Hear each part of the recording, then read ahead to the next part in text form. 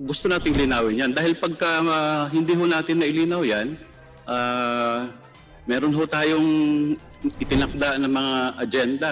No? Ay hanggang kailan ho tayo matatapos dito? Mr. Chairman, ang request ko sana si Attorney Parungaw, Anthony Parungaw. ETV Online Channel, in the service of the Filipino online world. I'd like to Yes, inquire from Congressman our Remulla. Committee Secretary Portia Silang about the remarks of Mr. Karandang when they were invited to come over to testify today. Pwede ba we put that on the record? Comsec. Not necessarily Mr. Kandang, Mr. Chair, but the Amcara Corporation. Angara Corporation, Mr. Parungaw, Mr. Veloso, and Mr. Karandang. Comsec. We tried sana, sir, to put an officer of Amcara to clarify things. But because we have not sent official invitation to them, medyo nag-refuse po at medyo galing kasi sila sa exercise at hindi daw siya presentable. So, nag-excuse lang po muna siya. Pero if required po siya at pwede pa siyang mag-expound, he can attend via Zoom kung pwede, kung bukas, kung kaya pa. Pwede na bukas, pwede. Mr. Chair. Basta po may official invitation. Yes, Congressman Defensor. Based on the request of the Honorable Remulla, may I request the Chair, Mr. Chairman, just to prepare as a pina duces tecum, ad testificandum to any of the representative of Amcara. So to make it official, Mr. Chair, mayroon yung invite isabpina na natin. And alongside that, Mr. Chairman, because DBP told us that they cannot send the documents without the court request. So I subpoena duces tecum to DBP. Sasabay ko na po. So ad testificandum to Amcara and duces tecum to DBP, Mr. Chairman. Sa Amcara, Mr. Chairman, ang request ko sana si Attorney Parungaw, Anthony Parungaw, si Attorney Veloso, yung pumirma ng kontrata, Attorney Veloso, and Mr. Karandang, para ho magkaalaman tayo. Mr. Chair, just Yes, Congressman Zarate. just a clarification, Mr. Chair. For what purpose is the invitation? I understand na yung pinag-uusapan ngayon is about taxes already. No? Natapos na natin yung usapin ng TV Plus, KBO, etc. At yung paggamit ng Channel 43. No? So if the purpose is in line with what we are discussing now, so may we be clarified on that? Mr. Chairman. Yes, Congressman Remulla. Mr. Chairman, ang Amcara po ang ginagawang lifeline ngayon ng ABS-CBN na claim nila sila ay black timer and they are suspected to be lying under oath to this committee. Yan po ang impression natin sapagkat napakatamis po ng terms ng kanilang black time agreement na hindi ho basta-basta nangyayari. And this is a violation of the franchise of Amcara that we're talking about. And it is an affront to Congress that ABS-CBN did not even seek Congress's permission, the House's permission, or even the Senate's permission to utilize Amcara as a usufruct. Kasi yun po ang ating impression. Is that satisfactory, Atty. Zarate? To the Honorable Zarate, kasi po naalala nyo, nag-personal and collective privilege po ako. Pagkatapos po, sabi nila, sabi ng NTC, hihinto na ho. Ngayon po, sinasabi ho, lalabas pa rin at tuloy-tuloy pa rin. Kaya po medyo nagkaroon pa ng kaunting komplikasyon. So, para lang humaklaro na yung issue, Mr. Chairman, parang yun na lang po yung request natin. Not anymore doon sa discussion ng issue, but doon na po sa question of personal collective privilege, Honorable Zarate. Thank you, Mr. Chair. That's precisely kinaklarify natin dahil lahat naman tayo dito ay may kanya-kanyang conclusion of facts and law. No? But that is not, hindi naman yan ang desisyon ng komite. No? Meron tayong kanya-kanyang interpretasyon sa dokumento, sa kontrata. No? Kaya kinaklarify natin yan dahil nga, for example, even as we speak now, yung cease and desist order na inimplementa ng NTC, no? Is already implemented. No? Served and implemented. And in fact, parang wala na sa ere yung SkyDirect and even the TV Plus. No? So, gusto nating linawin yan. Dahil pagka hindi ho natin nailinaw yan, meron ho tayong itinakda ng mga agenda. No? Ay hanggang kailan ho tayo matatapos dito? Mr. Chairman, can we Congressman extend Zarate, our Congressman time? Remulla, Can we extend? suspended.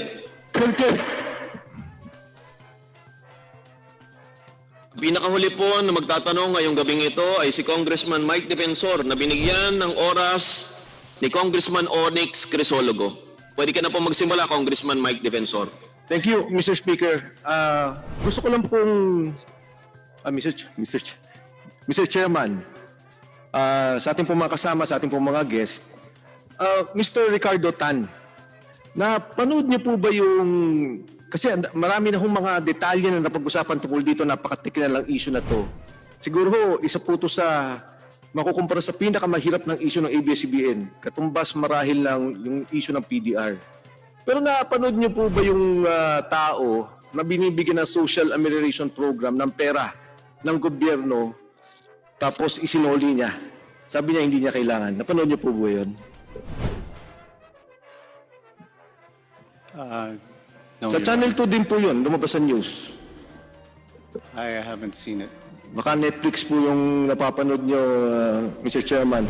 But may I ask, yung mga kasama niyo po yun, nakita niyo po ba yun? Yung inyong news na may binibigyan na social amelioration program pero hindi tinanggap? Yes, can I read, Mr.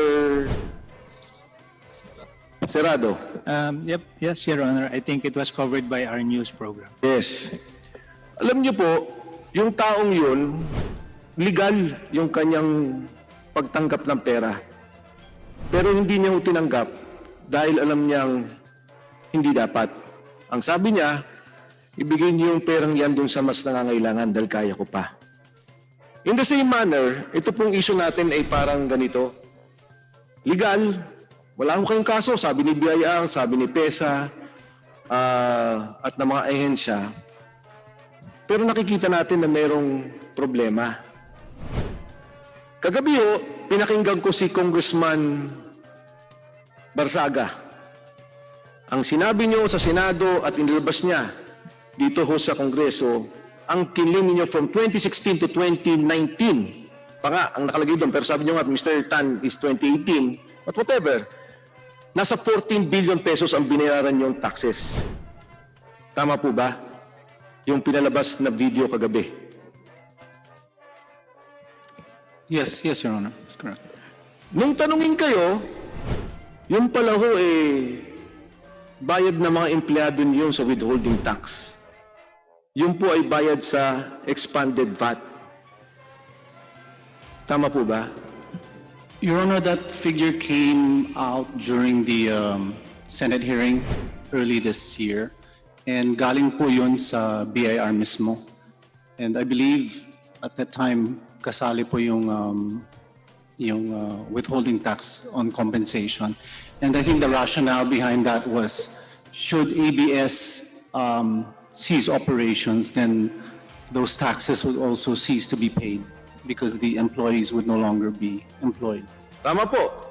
At iisa-isayin ko po yung binanggit nyo, pinanood ko lang po ito kagabi.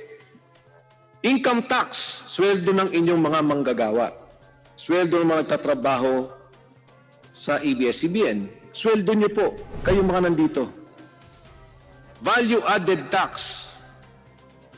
Withholding tax on compensation. Expanded withholding tax. Final withholding tax. Real estate tax. Sa VAT po, pagbibenta ninyo ng mga programa. Pero ang bulto po ng 14 billion ay sweldo ng mga tao. Yung tax sa sweldo ng mga tao. Tama po ba? Tama po. Alam mo, Mr. Tan, you studied abroad. Alam niyo po yung ibig sabihin ng nabudol-budol. Hindi ho. Eh dito sa nangyayari, doon sa pinapakita, parang nabudol-budol ang Republika. Ang ibig sabihin, and I will ask you, in 2016, ang binayaran nyo lang pong income tax is 892 million. Tama po ba? For ABS Corporation, 2016, it's about 758 million. Teka, nagkamali ata ako because I'm looking at, parent company. Is that, this is what, ABS-CBN? Yes, yes, Your Honor. Batay yung sa submission ninyo, it's 892 million. 2017, 421 million. Noise. Sige po, kukunin ko na lang yung figures nyo dyan, pero ito po yung galing sa inyong submission. Magkano ang binayaran yung tax ng 2016? Your Honor, I believe you're looking at the provision for income tax line, which does not. Okay, so what would be the 2016 income tax paid to the government? If I may answer, Your Honor. Go ahead, Mr. I Serrano. think you were referring po to the income tax and balance of the creditable withholding tax. So nung pong 2016, para po sa ABS-CBN, the income tax paid po was 757,601,712. Thank you po. 2017, Yung 2017 po, the income tax paid po is 195,805,184. 195 million po. Opo, pero meron lang po kaming binayaran na yung tinatawag na creditable withholding tax that withheld by our customers in advance, amounting to 294,106,051. So parang nangyari po dito because creditable to, hindi niyo po binayaran yung 195 million. Technically po, ano po yan? You have to add po. So technically, ang total po na paid in advance through creditable withholding tax is 195 plus 294, about 489 million. Okay, So sige. in-apply ko na po yung Opo. tax payment. Sige po. Tapos sa 2018, Nung 2018 naman po, 163,955,793. Yun naman pong balance of the creditable withholding tax is 312,084,970. yung creditable withholding tax po is, ano po to? Saan ang galing? Ito nga po yung CBIR po ensures that all large taxpayers pay taxes kahit po hindi kumita Okay. via creditable withholding tax po. Okay. 2019, 2019 po, income tax po is 203,266,698. Balance of creditable withholding tax is 140,431,382. fair Yun po po, ba, Mr. Serrano, na sabihin kung tanggalin na natin yung creditable withholding tax because anyway, yun naman po yung naman-menos nyo doon sa mga binabayaran nyo sa future payments. Tama naman po yan. It can be applied on future Opo. payments. Dahil But- parang kung ini-insure lang ng BIR na may pondong nakalagak sa kanila. Opo, pero ang ibig sabihin lang po nun na kuha na po yun in advance ng BIR. So 2019 is 203 million. 203,266,698. Kung i-add ko po ito lahat, siguro po more or less nasa 1.4 billion pesos. More or less. Hindi ko na po i-eksaktuhin. Tama po. Tama po. Okay. Ang sabi po ninyo, 14 billion, pero ang total niyong binayaran is 1.4 billion for 2016, 2017, 2018, 2019. Tama po yan. Okay. Alam niyo po, ang galit ng madami, o hindi naman galit, sabihin na natin ang pinagtataka ng marami, kasi po yung GMA 7, 2018 lang po, ang binayaran niyang taxes is 1.4 billion. Yung pong 2018, ang binayaran niyang taxes is 928 million. Income tax po to income tax. Ikayo po, 4 na taon, 1.4 billion. Kaya po, marami nagtatanong dito sa Big Dipper, paano nangyari na mas malaki ang ABS-CBN, mas malawak ang sakop ng ABS-CBN, mas maliit ang binapasok na taxes niya. Kaya po pumapasok yung pagtatanong tungkol doon sa Big Dipper. Kasi gusto lang makita paano naitago to.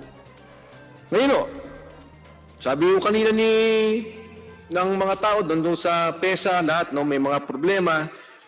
Ito, tatanungin ko na lang po sa inyo, no, yung pong creative programs, ito po bang Big Dipper ay nasa distribution? O digital lang po siya at saka yung repurposing? Like and subscribe. Watch the previous video. Thank you for watching.